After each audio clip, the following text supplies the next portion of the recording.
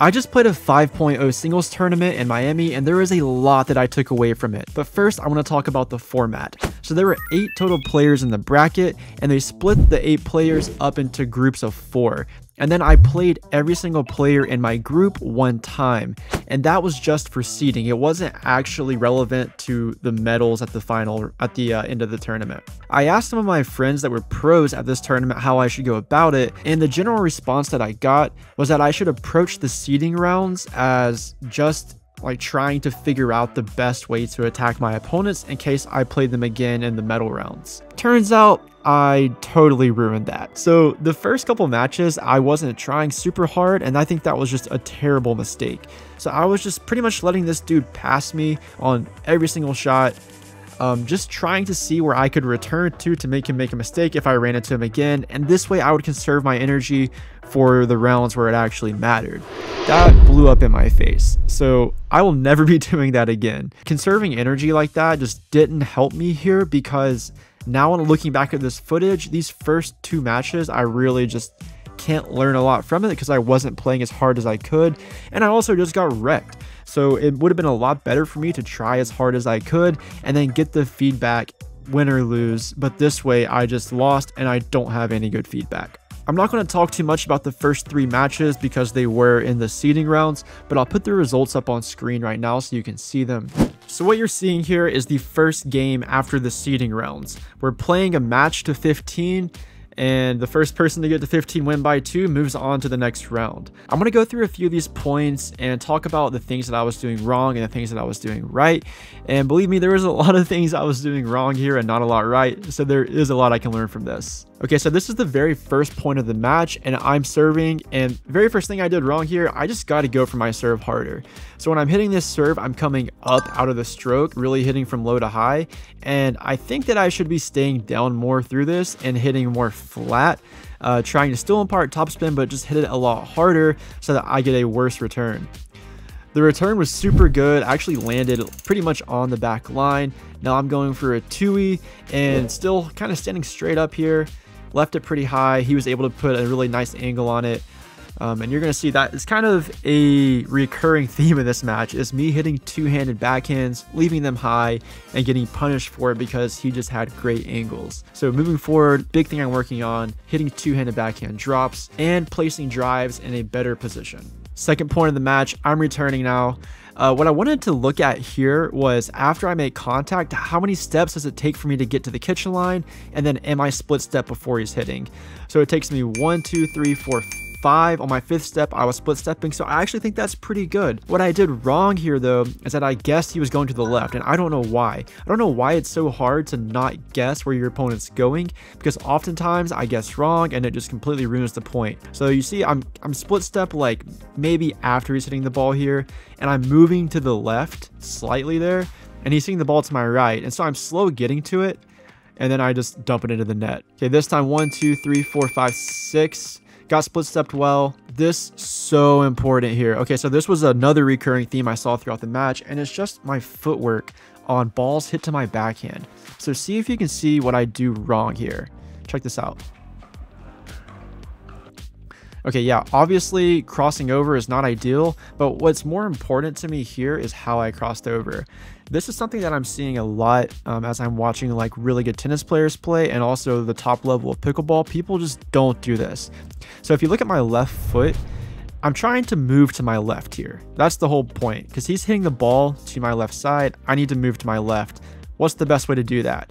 Well, I think the best way to do that, and what I see the most, is just push off your right foot and then land on your left foot, kind of shuffle over to the side. What I do is pivot on my left foot, or actually push off my right foot, left foot comes backwards, and then I step across to my right, and then I hit a ball. We'll not talk about that right now, but just look at this footwork. Literally, I do a giant motion here, and I end up in the same place. So, gotta get that fixed. 2 options here, either just push off the right foot, or number 2 is keep the left foot planted, pivot off the right, or pivot off the left foot, step across with the right, and then you're in a much better position. But if I'm just moving literally from here to here, I just need to push off my right foot, shuffle over. The second thing that's wrong here is that he's hitting a ball kind of low to my backhand. This has always been a problem for me in singles. I just don't handle these balls well, and I really need to fix this, because what ends up happening is I pop it up high, and then if I'm not able to recover fast, he just has the entire court to use. And he literally didn't even need the entire court, hit it right back to me, nothing I could do with it. Another return, one, okay, into the net. So you gotta clean that up. But I do like this. I think paddle position, not the best there. Making contact too close to my body, should be out in front of me a little bit more. And then the one thing I don't like about this is where my left foot goes after I make contact. So my left foot goes up and then to the side, and really I should be exploding through this ball and going straight up to the net. But it just kind of hangs out to the side, and then I start running forward. But probably the main issue here, just contact point. If I take this ball slightly more in front of me and not off to the side of my body, or not like closer into my body, then I'm hitting it further into my stroke, and then it's going to go higher as a result. But because I let it get close to my body, it goes into the net. So here's a side angle, that same thing. You're gonna see, once again, ball actually a slightly better contact point here, so actually a little bit more in front of my body, which is what I'm looking for. And then how many steps? 1 2 3 4 in a split step. And what I'm also realizing here is that I'm split stepping wrong. So I'm split stepping as I'm moving forward, and that's not what you want to do. So I'm taking a step, and then my split step is like forward. But what you should be doing, at least my expertise right now, what I'm seeing higher level pros do, is they take this last step here and then they split step off of it. So here, let me just try to break this down. If I were to step right here, then my split step, my right foot would go here, left foot would go here. Obviously not that far apart, but it wouldn't be like forward. I wouldn't be stepping into my split step. I would be one step and then eventually like land left right foot balance. Still though, split stepping too late, regardless of where I did it. I'm watching him make contact with the ball. I'm not planted.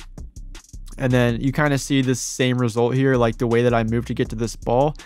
Good pivot, and then a shuffle step, but really I should just shuffle there, grab it. But one thing I will say here, this was the right thing to do. This ball's low. You have to dink this ball. Like, you have to hit it cross court, or you have to hit it up the line softly. And this is one of the very few times that I did this correctly. And let's break down this cat and mouse. So once again, making contact, I'm not quite split stepped yet, but good job pushing off the right foot. Much better movement. Probably shouldn't be attacking that. Don't really think that was a great play. Probably better just to like dink it back softly. And then he gets to it, cranks it down the line. All right, I'm serving again. Let's see if I crank this serve or not.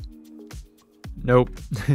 So I feel like I'm just playing safe here. Like, just watching myself in post, this looks like me just hitting a very safe serve. And how I recover after the serve, also not ideal. So just one big step. So step, one big step. I just need more steps here. If you've seen James Ignatowicz play, the amount of steps that man takes is what I need to be doing, but probably on a slightly less aggressive scale. 1 2 3 big steps like this though, just not good enough. More steps is better here. Once again, like, it's just a bad drive. I drive it nice and high, and then he's just really good at taking this back, and geez, that's such a good reach there. But this drive, like, the mechanics of it just are not good. So number one thing I'm seeing here is, like, first of all, paddle position, pointing down at the ground and trying to flick like that is good to get the whip on it, but I should have my paddle like already pointed backwards here, so I'm just able to really quickly flick it rather than trying to do a big motion and then try to place it where I want it to go. The second thing is that my body weight is just not moving through this ball. If you watch my left foot, it's moving backwards here, meaning that I probably just wasn't in the best position to start with to actually drive this ball. And then the next thing I'm seeing is that I'm kind of standing up like before I hit the ball rather than just staying low through contact.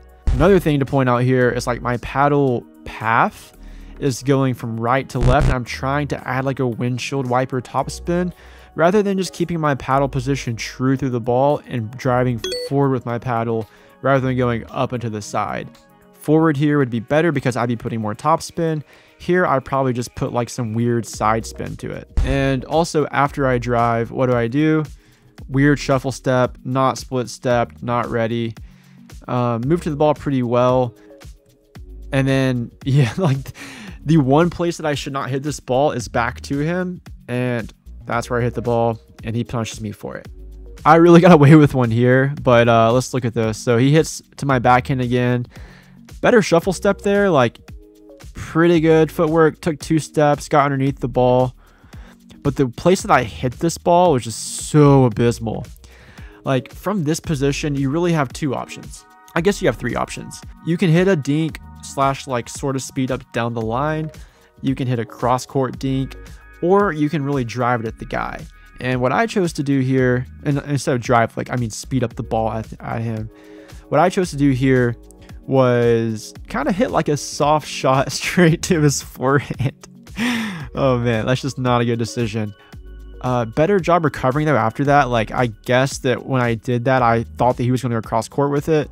Luckily, he hit it into the net, but I should have gotten absolutely eaten up on that. All right, this rally had a couple of hits in it, but first thing I want to look at here is my serve. What I don't like is hitting this ball and then just watching it. Like, dude, you hit the ball across the net and you're standing straight up. You got to start taking some steps, got to start getting ready. Clearly not actively engaged with my body there. But still not the best return. It was kind of high to the middle, so I was able to get a decent shot on it. Taking this ball too close to my body, rather needed to be taking it more in front of me. And probably what happened here is that as this ball is coming to me, I just need to close my hips more, which will also close my shoulders more. So my swing path will be more this direction rather than like up and then to the left like that.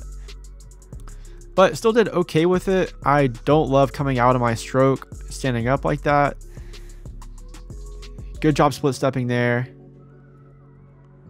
Pretty nice shot getting a drop to his backhand. This is the footwork I'm talking about. Look how good this is. So he split stepped a little bit after I hit the ball. That's okay. But look at that. Left foot just pivots and then goes. So he's there so fast. It's just completely perfect footwork, and he's getting there with perfect timing. And then, yeah, I got a bit unlucky hitting that ball into the net there. I just got to go a little bit more margin on that drop. I don't know, man. Like, hitting a ball like that, probably just best to stay back knowing that it's a bit high and then reacting to it versus stepping in and then now having to move backwards to hit this drop. You never want to be moving backwards hitting a drop. It's just not optimal. All right, we'll finish on this last point. A little bit of a controversial call here, but I want to break it down. Let's just watch it first. So I dropped to his backhand. He hits cross court. I dink across court, and he slaps the ball. So in this case, I was not sure if that ball was in or out. I just started, you see me clapping my paddle here. I went to instinctively say like, yeah, that was a good shot. But I think that maybe he was thinking it was out. And so we went to appeal to the ref and just say, hey, ref, what did you see? And the ref called it out. So it was out. But basically just wanted to say here, like anytime that you were not sure of a call, it should be called in. But if you have a ref, you can always ask. And in this case, the ref thought he saw it out, so the ball was out. And I think we're both happy with that. Anyways, thanks for watching. I'll see you guys in the next one. Peace.